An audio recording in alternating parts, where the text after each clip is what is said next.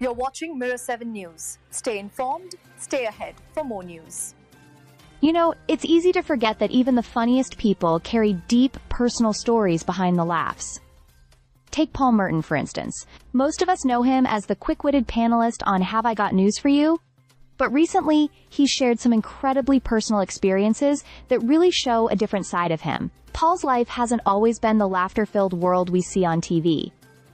After his divorce from Caroline Quentin in 1998, he found love again with Sarah Parkinson. Their relationship was full of hope and plans, especially when they decided to start a family. But heartbreak struck when Sarah, at just 39, was diagnosed with aggressive breast cancer shortly after discovering 2 small lumps following IVF treatment. The couple had unofficially married in the Maldives in 2000, making their union feel special and private, and later formalized it in June 2003. Tragically, just 3 months later, Sarah passed away in Paul's arms, barely 19 months after her diagnosis.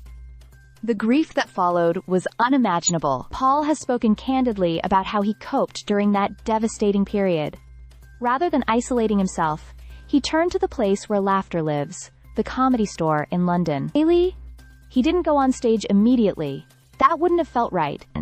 Instead, he spent time being surrounded by comedy and the sound of people laughing, letting it soothe and comfort him. He has said that being with the Comedy Store players and being in a room with hundreds of people laughing was a support system in itself, a form of therapy during one of the darkest chapters of his life. Remarkably, just a few weeks later, Paul returned to filming Have I Got News for You? He explained that being back at work helped him cope with the loss.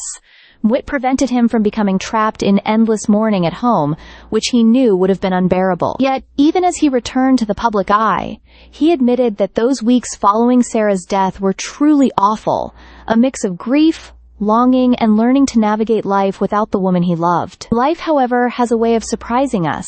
In 2009, Paul found love again with fellow comedian Suki Webster, and the pair tied the knot, bringing joy and stability back into his life. Reflecting on his journey, Paul's story is one of heartbreak, resilience, and ultimately, rediscovering happiness. It reminds us that, even in the face of immense loss, it's possible to find light, laughter, and love once more. It's a poignant reminder that the people who make us laugh often carry deep, human stories, and that laughter itself can be a lifeline in the toughest times.